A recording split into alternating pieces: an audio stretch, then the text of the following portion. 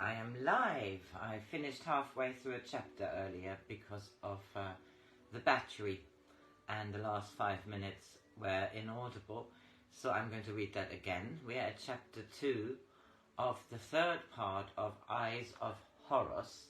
It's a Joan Grant farm memory book.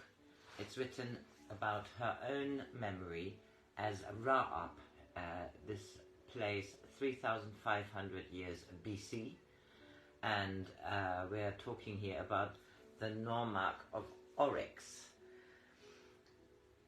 We are here at chapter 2, and it starts where it was the end of the last one. Nevertheless, these 5 gnomes would rise with us when the word was given. In addition, the hare and the jackal were our friends, and the leopard would side with us, because the Nomarch recognized that the oryx was better administered than any other gnome. The tortoise would follow the leopard, for the 2 houses were closely united. So the armies of 10 gnomes would follow the watchers.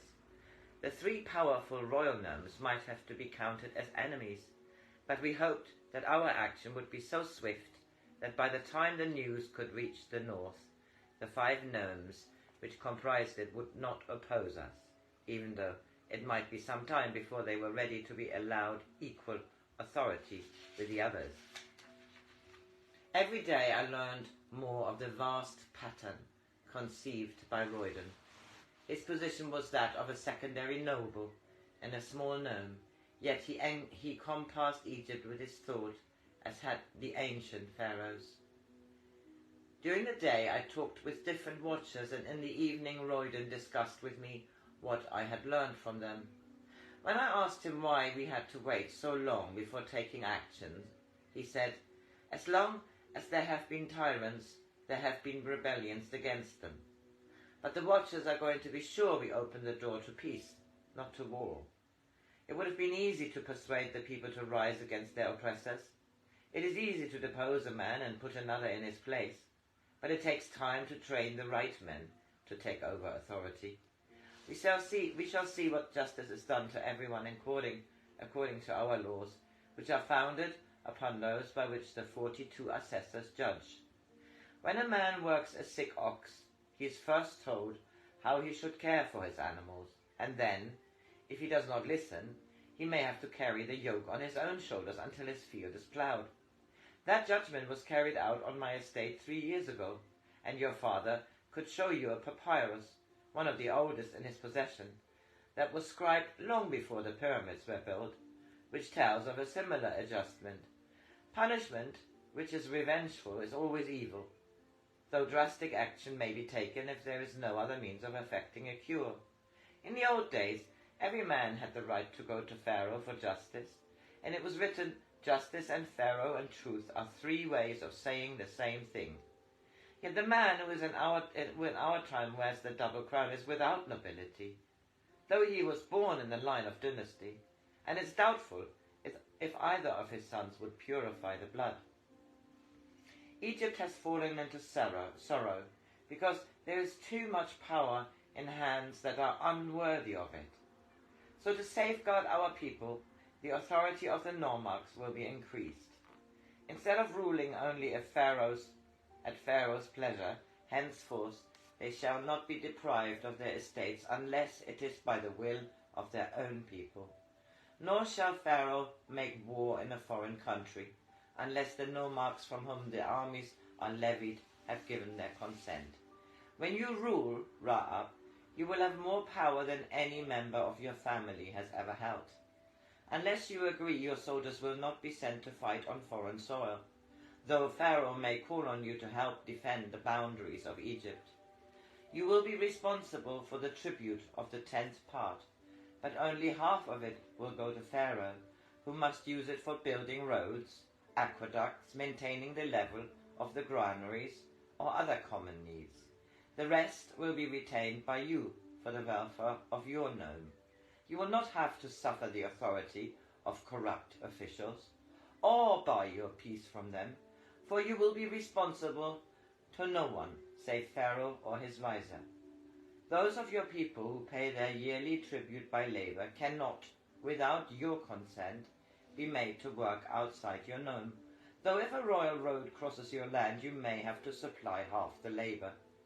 In the future, though Pharaoh will still have much wider powers than any nomarch, he will not be stronger than all of them together, and so will not be able to abuse his privileges. I repeat, Ra, it will be your people, not Pharaoh, who shall judge whether you are worthy to rule over them. Raiden, why was a puppet born to rule Egypt? Father has told me so many stories of the old pharaohs, and you too often speak of them. They ruled in peace and wisdom. Why have our pharaohs changed? Why are there waves on a river? Because the wind is blowing. When you know both cause and effect, nothing is strange. You should recognize that the puppet pharaoh is only a symbol of the will of Egypt. When a people see only the crook and flail and forget what they symbolize, the man who holds them has less virtue than a statue. They have forgotten that Pharaoh should be high priest, a link between them and the gods. Once the royal divinity was more than a legend, for no one ruled who was not fully initiate, a winged one. Later, men saw Pharaoh as a symbol of power on earth and forgot divinity. They judged him by the monuments he raised in his own honor, and even if the granaries were empty while stone rose on imperishable stone, the people did not cry out against the royal house. Rather did they bow down before it in ecstasy of blind humility. Later still they grew tired of labouring for a royal immortality. They no longer wanted the builder of monuments or even a warrior to lead them to a victorious battle.